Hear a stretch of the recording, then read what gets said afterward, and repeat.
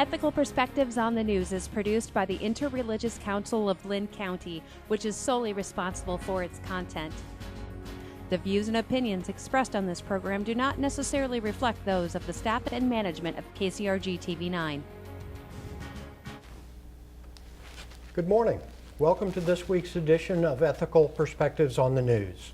My name is Craig VanSandt. I teach at the University of Northern Iowa and hold the David W. Wilson Chair in Business Ethics there. This morning's show will be somewhat different than what we usually do on ethical perspectives. Our topic today is the common good versus self-advancement. While we typically look at current events talked about on the air, our topic today is a debate that has raged for thousands of years. This is a topic that is fraught with potential disagreements about any number of things, perhaps chief among them, philosophies, economies, and political science.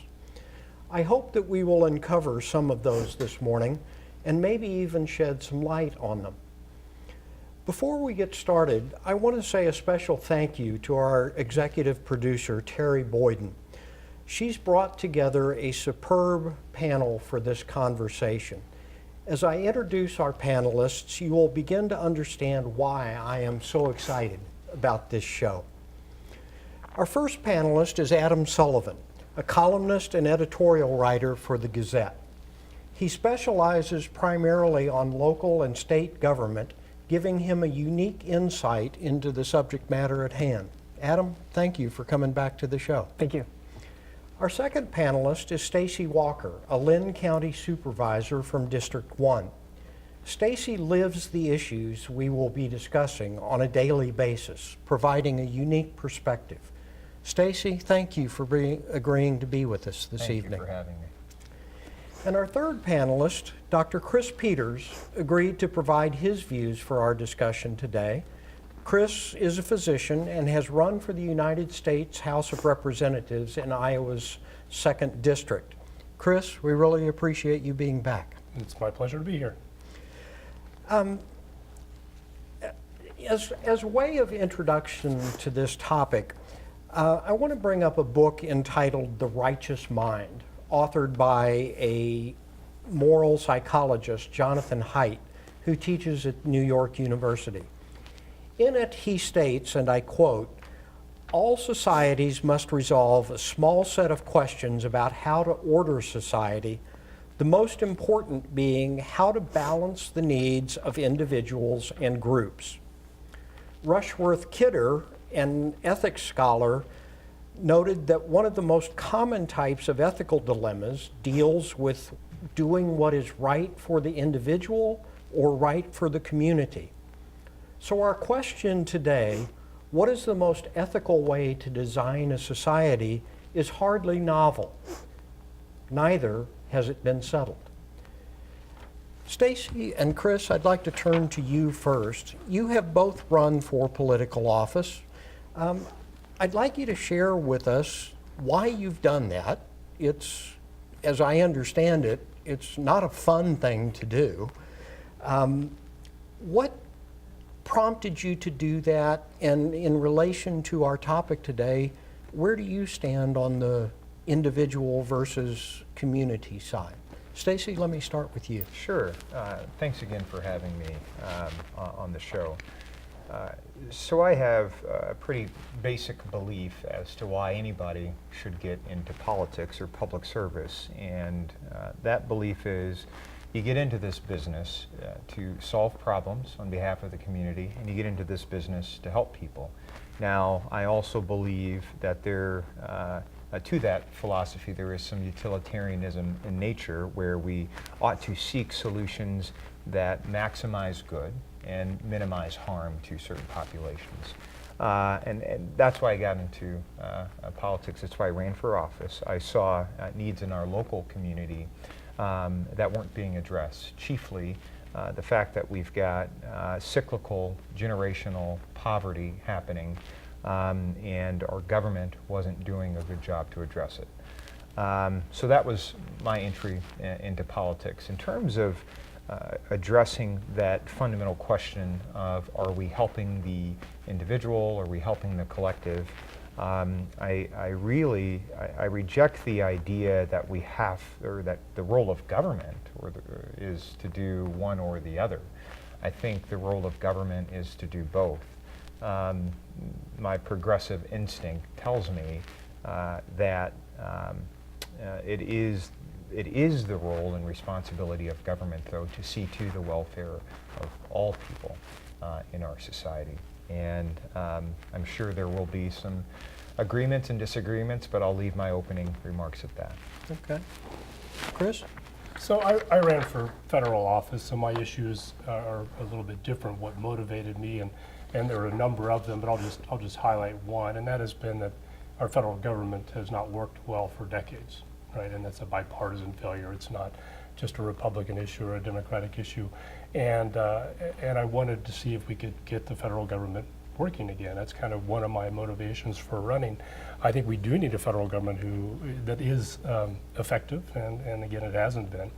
I don't think that necessarily directly relates to the topic here, except for, I'll just add that my political beliefs, rather than being progressive, are more libertarian inclined. So I do believe that having individuals have as much freedom as possible in what they do benefits the community as a whole. This is an argument that goes back to Adam Smith, Wealth of Nations, of course. Sure.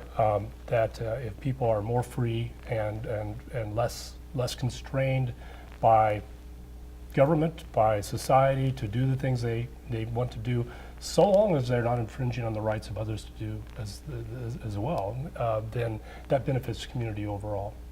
Okay. Adam, I want to draw you into the conversation as well. As we prepared to tape this show, we actually were going to do it a month or so ago until we got snowed out.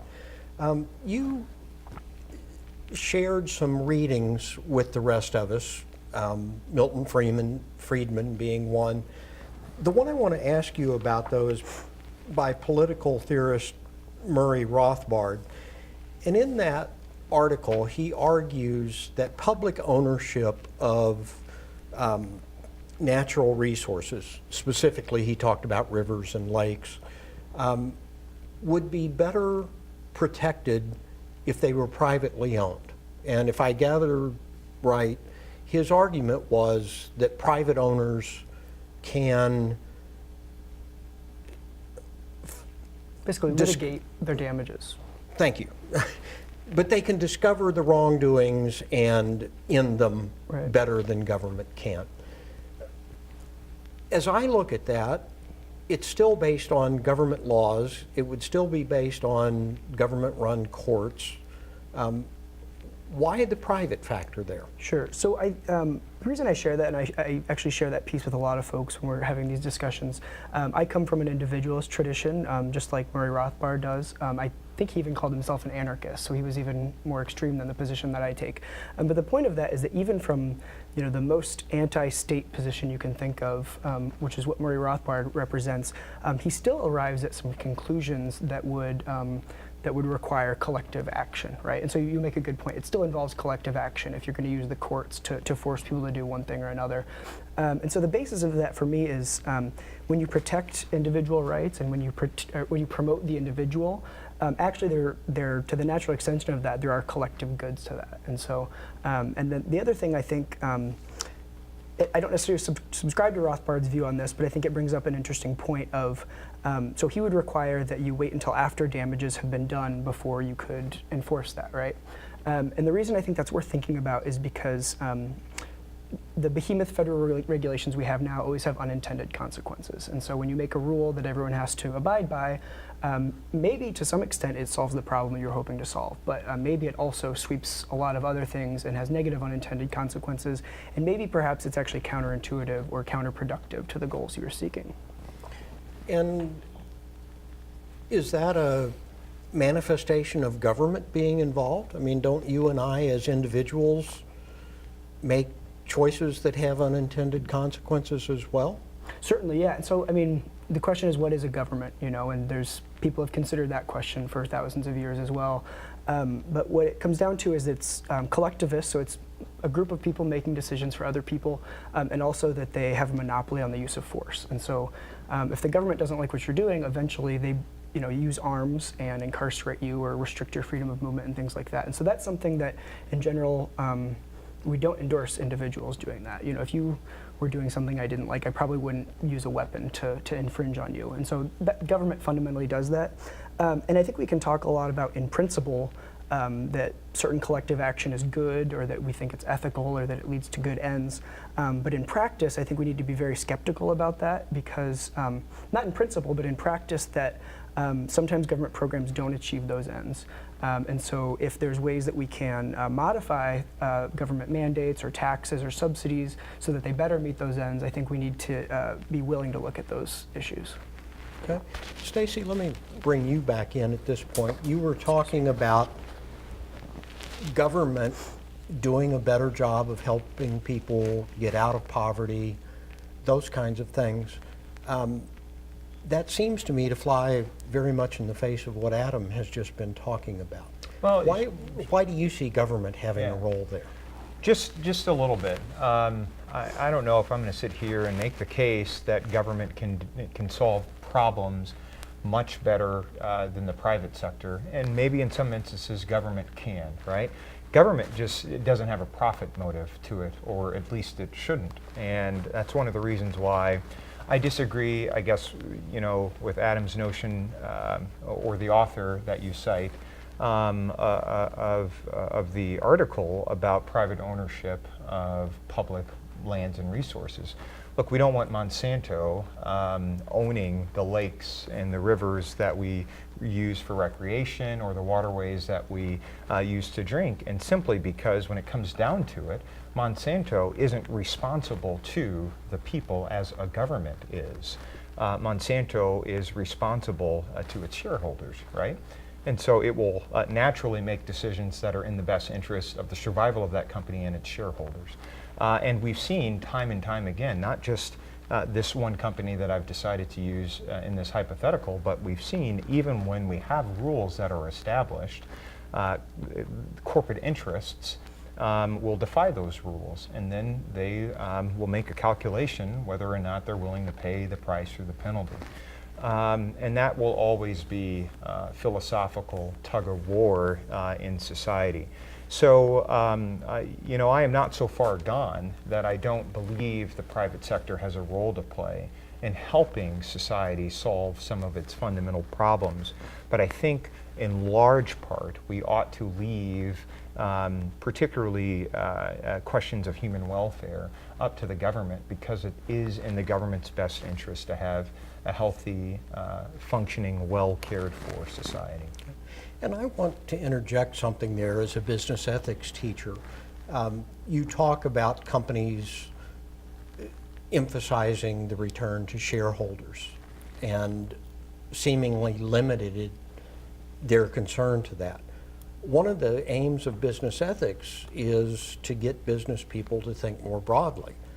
There's a whole range of stakeholders there, not just shareholders, but customers, employees, community members, that businesses, I believe, should be thinking about. And some of them are, yes. Oh, yes. And there is definitely a new school of thought. I know the University of Michigan, their School of Business, does a lot of work in this sort of corporate social responsibility space now. The McDonough School of Business at Georgetown, Ambassador J. Douglas Holliday teaches a similar course that I believe you teach at UNI, that's talking about how do we get business to think more broadly than it has ever before. And again, there are many businesses out there that are really the catalyst for change in a lot of social movements that are really doing the right thing. So I don't want to demonize the corporate life, but for the sake of our conversations here today, I choose to take the side that the responsibility ought to be left to government, finally. But certainly we all have a role to play, including the private sector, in making our society better. Okay. Chris, as a stated libertarian, I don't claim to be a political scientist, but my understanding of that is basically each person has the right to fulfill their own happiness, to pursue their own happiness, and as you said, as long as you don't infringe on other people's rights. Is there a role for government in adjudicating that infringement? Well, sure.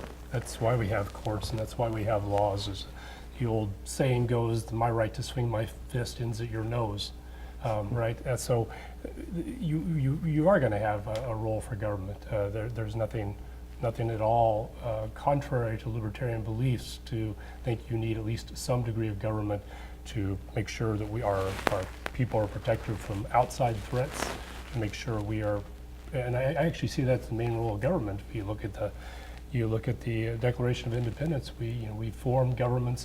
Governments are formed among men in order to protect these rights of life, liberty, and pursuit of happiness. That's its main function is to do that.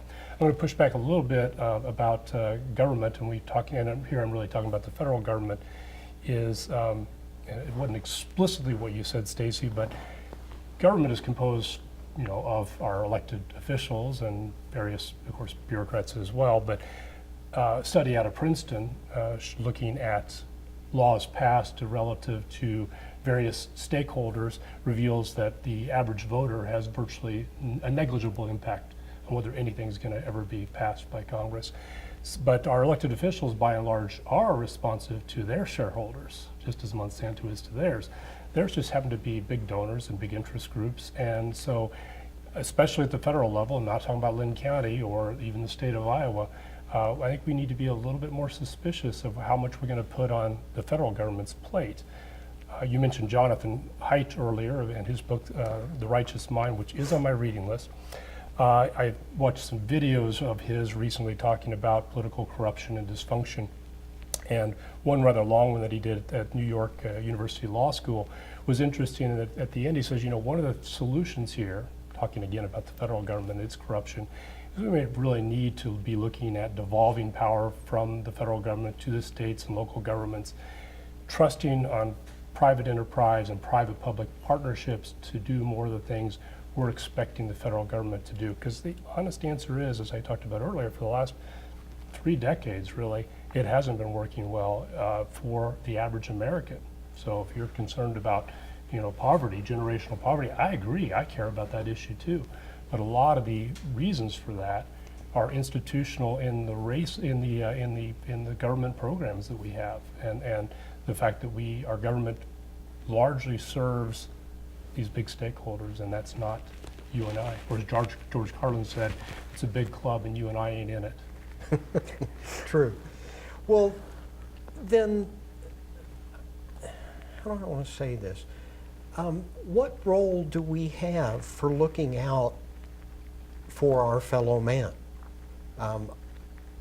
It seems to me that we are all pretty privileged here, well educated, we have recognized positions, those kinds of things. Do we not have an obligation to help others in the community who are not so privileged? I think certainly we do, and I think it's interesting. The prompt of this conversation that I think you put together really well actually doesn't explicitly focus on the role of government, right? But inevitably, conversations like these end up focusing on the role of government. And so when you say what role do we as individuals have to play to help other people, I think there's a lot of ways to talk about that besides voting in guys that want to do a certain set of policies, right? And so certainly people do good things in their communities all the time. I know that Dr. Peters and Supervisor Walker volunteer and do philanthropy and that kind of thing. And I think those things are vital. And in some cases, that is not ever going to be a replacement for collective action. I think, I'm a radical libertarian, but even I can recognize there are some things that the government needs to do. But I can also recognize there's some things that the government is not ever going to do well, or there's no record of the government doing very well. And in those cases, I think we do need to focus a little bit more on voluntary action and what can communities get together and do. I know, again, to pick on Supervisor Walker, I know that the Linn County government collaborates with existing service providers. It's not as though Linn County employees are doing all of the work that the county does. It's that Sure. there are church groups, and I used to work at a nonprofit, and in my observation, churches and the major employers, the banks and things, they provided more donations and more volunteers than any other entity. So I think it's again, it's not an either or. There's a balance between voluntary action and collective action. Okay. Yeah, no, I think that's right. The whole goal is to try to find that balance and figure out the things government can do well, the things government ought to be doing, the things government can change within its own institutions. A lot of the stuff that I try to get at in our community has to do with institutional change, because institutions have failed society over time. But there's Can you give us a quick example of something? of institutions failing society. Sure. We can start with our criminal justice institution. Right now, in certain counties throughout Iowa, there is a disparity between the races of those individuals who are locked up for committing the same crimes that other people. So African Americans in this state are 10 times more likely to be arrested for certain crimes in certain areas than white people are. And when you take a look at the overall population of African Americans in this state, I think it's somewhere about 2 or 3% of the state's overall population. That is a problem, right? We have serious issues in our criminal justice system. When you think about the reason right now, there are neighborhoods that are predominantly black and brown. It's not because every black and brown person got together and had a convention and decided we were going to live in these neighborhoods. It's because redlining and certain social disenfranchisement over the generations have placed them there. These neighborhoods are historically under-resourced, which brings about a whole set and series of issues and problems. The sparking point, if you will, of generational and cyclical poverty. So in many ways, government, these unintended consequences I think that you've talked about, and in some cases, very intentional consequences, have caused a lot of big problems. And simply because of that, I think government has a role in the rehabilitation, reconciliation, and restoration of communities, but also because it's the right thing to do. And again, government is well positioned to do a lot of that work. You got to get the right people in office. But to Dr. Peters' early point, look, you almost got there, and I think we would be in agreement if we said, we know that campaign finance reform is a real thing that needs to happen, because particularly politicians at the federal level tend to be more responsive to the people that are donating to their campaigns than to their actual constituents. No doubt. So I would agree with you there that yes, government, like corporations, have unique stakeholders, and if we can address that, perhaps we can get better outcomes and we could get better policy that's more interested in helping the people who need to be helped. Just to piggyback, because I think it's a really important point, but Supervisor Walker mentions criminal justice system, which I think is a perfect example of some of the unintended consequences, which is that for more than 100 years in this country, we've enforced drug laws very strictly, and there's no doubt that is from at least ostensibly it's from the perspective of the greater good, right? That drugs have negative health impacts, and not only that, but they can impose greater societal costs on people who use drugs in some cases. But we found, in fact, that those laws actually make most of those consequences worse. And so instead of in a strictly individualist society, we would have people would do drugs, and I would argue that the effect that has on their social status, their economic status, their health status, their family status, actually would be much less than in the current system where we have very strict prohibition. Okay. Sorry, one other thing that came to mind. As Supervisor Walker mentioned, I'm kind of grouping these all in as unintended consequences. In some cases, they are actually intended consequences, but were not the stated reasons for why something came about. And so the roots of some drug laws are explicitly classist and racist. And so I want to make that clear that it's not totally unintended. Yeah, I appreciate that. Yeah. Chris, I may throw you a curveball here, but as we talk about disadvantaged groups who have been disadvantaged for generations. Are they owed, I'll put it that way, are they owed additional help, or are they on their own to pursue their happiness just like you would? Well, owed implies somebody is the person that owes them something, I guess. I'd rather not answer it in that way, but I think Okay. do we as a body of people want to see them do better? Absolutely. You know, how can you accomplish that? I think one of the things that we mess up frequently when we start talking about policy is confusing means versus ends. What do we want to see happen, and how do we get there, right? So just as a quick aside, in healthcare, it's a huge thing. I'm very interested in that.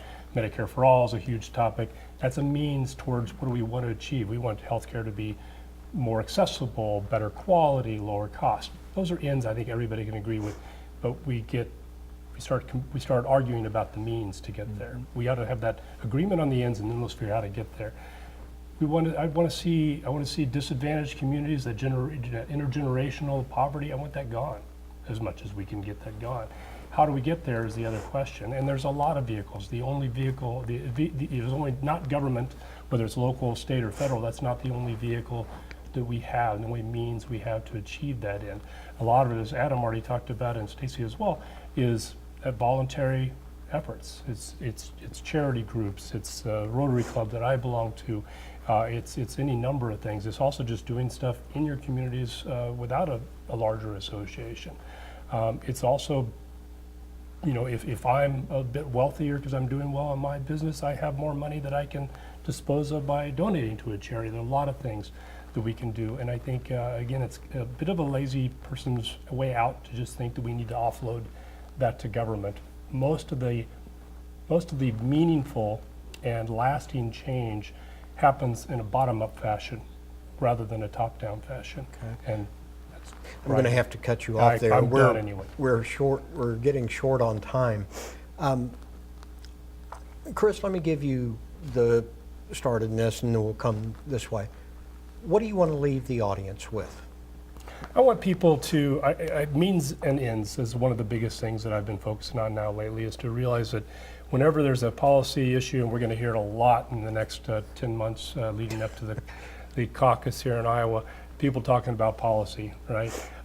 Evaluate that. What do we want to achieve? Is that the only way to achieve it? And people are going to be bickering about means rather than focusing on ends. Broadly, we can agree on a lot of things. I know we three would all agree, and I'm sure you as well, on criminal justice reform, for example. Everything you said, agree with 100%. Let's make that better. How do we do that? Let's sit down and talk. Okay. So Let that'd me be it. cut you off there, Stacey. Yeah, look, our government, particularly the U.S. federal government, should and can be one of the greatest enterprises for change and for good. And we can achieve a lot of good things even here at the local level and at the state level. We need good people, more so than anything else or any fidelity to political party or ideology. We need good people to be involved in our government and engaged in our politics of our time. Okay. That is how society gets Let better. me stop I'll you be there, real quick. Adam. I think when we have these conversations, I think one thing that a mistake people made that in a lot of these conversations aren't productive is because people attribute ill motives to the other. And so just start these conversations with the assumption that most people want things to get better, and they have different ideas for getting there. Thank you. Thank all of you for a very interesting conversation. And viewers, we thank you for tuning in. On behalf of the Interreligious Council of Linn County, have a great week.